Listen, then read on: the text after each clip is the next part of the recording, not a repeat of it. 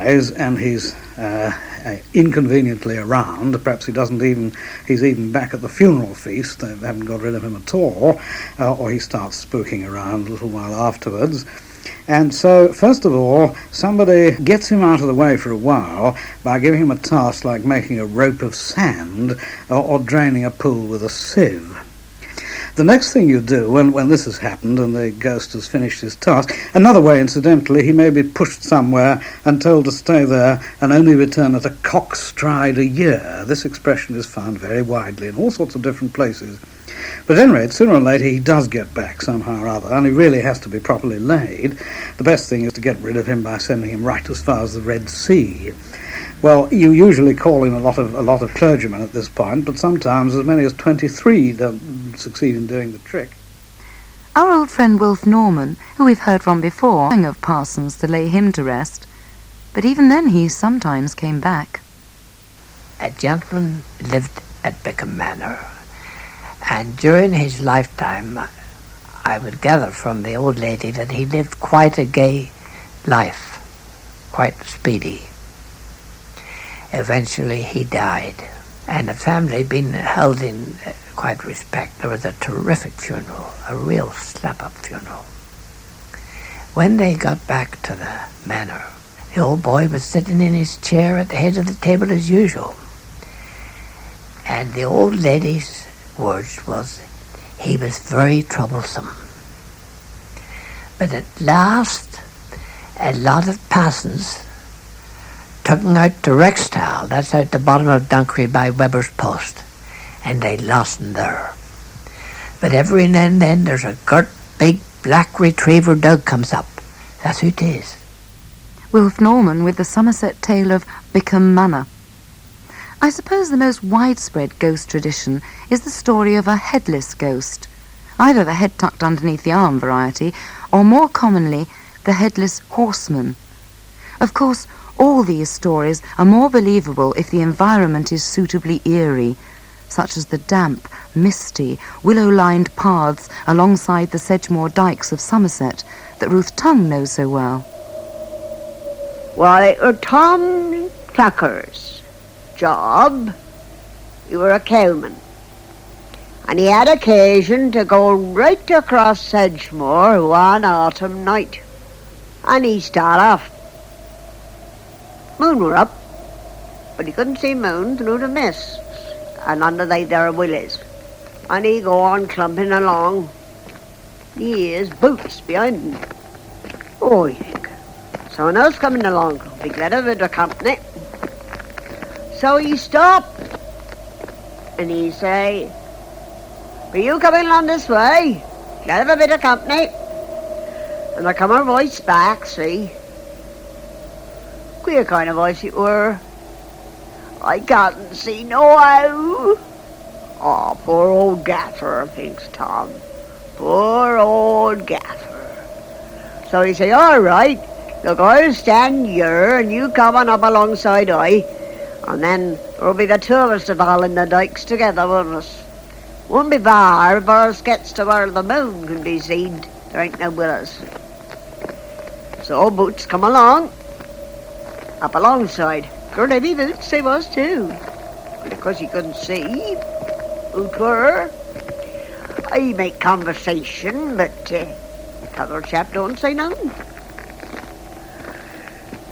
By and by he got a bit tired of it, his poor old feller. He's a bit scared like, can't think of nothing to say. So he says, "Well, we're coming out to the moon now, we'll be able to see what we be doing, won't us?" And they come out to where the willows has stopped, and the moon shining up above. And then Tommy took a nice long look-see at who 'twas. Well, no wonder he couldn't see, he hadn't got no head. Ruth Tongue's story of Boots, and I certainly wouldn't like to meet him on a dark night. The West Country isn't just infested with headless people, for some say that there are also terrifying wish hounds or yell hounds, a pack of headless hounds led by the devil who hunt across Dartmoor and down into Cornwall. These wild hunts, as they're called, are known all over the British Isles by names such as Gabriel's hounds, or Gabriel's ratchets, and the devil's dandy dogs. The death hounds, with their dread master, fly through the night sky in their hunt for human souls. They can be heard in the night winds and be seen in the clouds streaming across the moon. Their original master was the Norse god Odin, who led his wild hunt after the elf women. It's easy to see in all these varying hunts just how close the connection between devils, fairies, and the dead can be. In more recent times, the wild hunt came literally down to earth and became associated with various ghostly horse-drawn hearses that the devil is said to drive hell for leather round the countryside on his continuing quest for souls. A well-known Scottish folk tale concerning this devil coach is the one known as Foul Ford. A blacksmith by the name of McNeill leaves his wife and son one day to attend a funeral in a neighbouring valley. He stays longer than he originally intended, and late at night he decides to take a shortcut home. He's not seen again until 6 o'clock the next morning, when his wife hears a crashing on the smithy door. And when she opened it, the father was lying semi-conscious. Carried him in and put him to bed, and he lay in a very dazed condition all day, and then about 2 o'clock in the afternoon he asked to see the minister. He died that same evening. And the minister said he'd made him a long statement, but he was to say nothing about it, except for this, that he was to be sure to warn all the members of the Neil family that whatever they did, they must never use the near cut as long as they lived, because they would rue the day. So they thought nothing of this. The young man was aged to carry on the blacksmith shop, and all went well for a good many years. And then there was a border union show or something at Kelso, and the young man stayed with somebody in Greenlaw, and young Neil never came home at all. And the next day they went out to seek him, and they found his body in one place, and his waistcoat was hanging on a whinbush, and he was terribly scratched and bruised, and had been killed by something, and the marks, they were like deep claw marks on his face and all over him. He was dead. The minister then said he felt that he was at liberty to say what the old man had told him. The old man had told him that he'd set out from Greenlaw, and he got down to what is now known as the Foul Ford, and he heard a noise of a horseman coming behind him. And when he looked over his shoulder, here was a funeral coming with horses and riders and a hearse, and the horses with the black plumes, and up driving the hearse was the devil. And he ran for all he was worth in the sort of half light, and the devil whipped up the horses, came after him, and they chased him. It was broad daylight, and he escaped them, but the devil shouted after them and said, "The first time you or one of your family come this way, I will have you."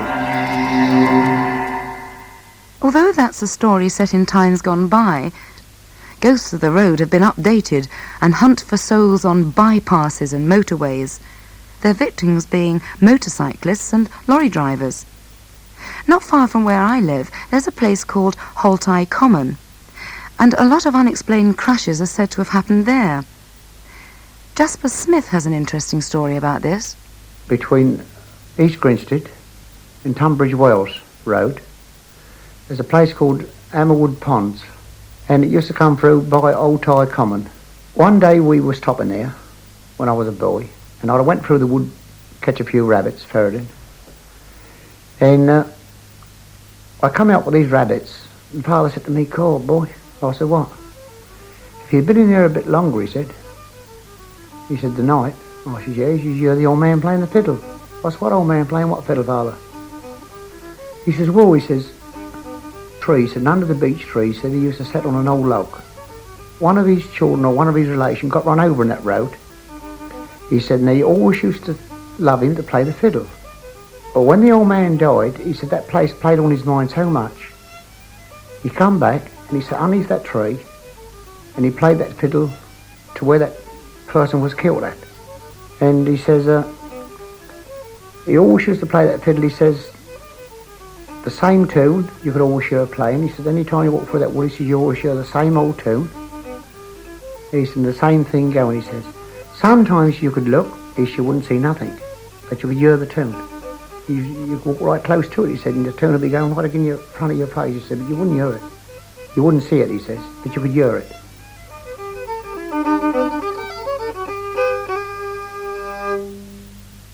And here's a really eerie tale sent in to me by Mrs. Edwards of Nottingham. I hope it has the same effect on you as it did on me when I first read it. She says, I used to live close to a long straight stretch of road in the country. There were no bends, no obstructions of any kind, just a long straight road. Well, for some reason, at least twice a year, there'd be a crash, a really terrible one, and the driver would get killed. The police could never find out what caused them. Anyway, one night, this poor young lad had a bad crash, and just before he died, he tried to explain what had happened. He said that as he was driving along, he felt the steering wheel pull over to the right. He tried to pull it back, but couldn't, and just before he crashed, he noticed that on the steering wheel, alongside his hands, were two other hairy hands with claws.